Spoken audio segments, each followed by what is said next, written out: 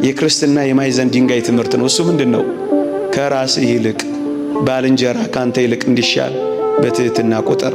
በክርስቶስ ኢየሱስ የነበረ ይህ ሐሳብ በእናንተ ዘንድ ደግሞ ይሁን።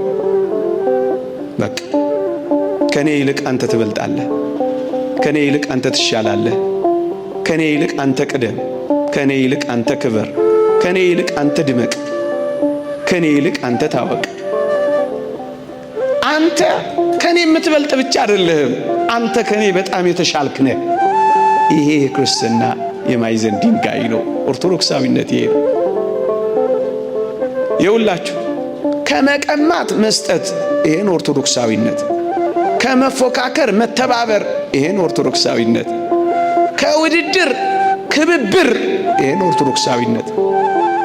በፉክክር ውስጥ ትከሻ ለትከሻ ክንዳችን በዛለ ቁጥር እንደምንበላ እንዳትረሱ። ከመሰጣጣት ይልቅ አተኩረን መነጣጠቅ ላይ ባተኮርን ቁጥር እመኖኝ ለሌሎች ተላልፈን ነው እየተሰጠን ያለን። ባልንጀራችሁን አስቀድሙ። አንተ ትሻላለህ፣ አንተ ትበልጣለህ በሉ። የክብር ባለቤት መድኃኒታችን ኢየሱስ ክርስቶስ ዓለምን ድል የነሳው በምን እንደሆነ አታውቁ? ከእግዚአብሔር ጋር መተካከልን መቀማት እንደሚገባ ነገር ሳይቆጥር ራሱን ባዶ አደረገ እኮ ነው የሚለው። እኩል ሆኖ ሳለ ዝቅ አለ። እቀማለሁ ሳይል መጣ። ይወሰድብኛል ሳይል ሰው ሆነ። በክርስቶስ ዘንድ የነበረ ሐሳብ ማለት ይሄ ነው። እኩል ሆነ ሳለ ዝቅ በል። አስቀድመው፣ አስበልጠው፣ የተሻለ አድርገው።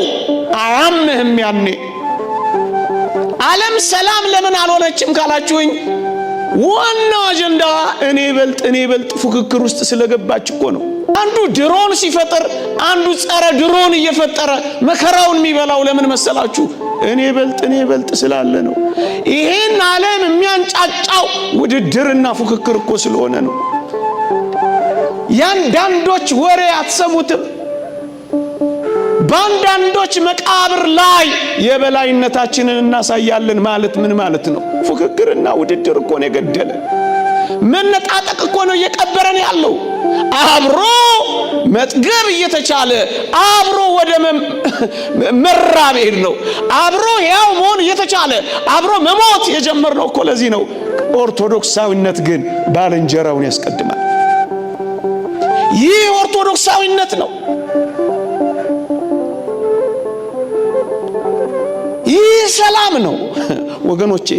አንተን ካስቀደምኩኝ አንተ ስትከበር ባይ አይከፋኝም፣ ምክንያቱም ትበልጠኛለህ።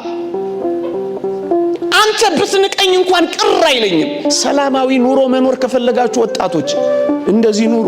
በጌታችን ዘንድ ያለው ይህ ሐሳብ በእናንተ ልብ ካለ ሰላም ነው የምትሆኑት። ቢያመናጭቃችሁ፣ ቢንቃችሁ፣ ቢያጥላላችሁ፣ ቢበልጣ አትጨነቁ። በጣም ነው ደስ የሚላችሁ። ልታከብሩት ነው ትከሻውን የምትሸከሙት። የጎደለውን ነው የምትሞሉለት፣ ሽንቁሩን አይደለም የምታሰፉለት። ሲከሳ ነው የሚጨንቃችሁ፣ ሲገረጣ ነው የሚጠባችሁ። አትፎካከሩም፣ አትወዳደሩ። ቅዱስ ዮሐንስንና ቅዱስ ጴጥሮስን አላያችኋቸው? ጌታ ተነስቶ መቃብሩ ባዶ ሆኖ ማርያም መግደላዊት ነግራቸው ወደ መቃብሩ ሲገሰግሱ ምን እንዳደረጉ አላያችሁ? ያቅማቸውን ይሮጣሉ እንጂ እኮ አልተፎካከሩም። ምን ያፎካክራል? እግዚአብሔር በሰጠ ጸጋ አታገለግልም?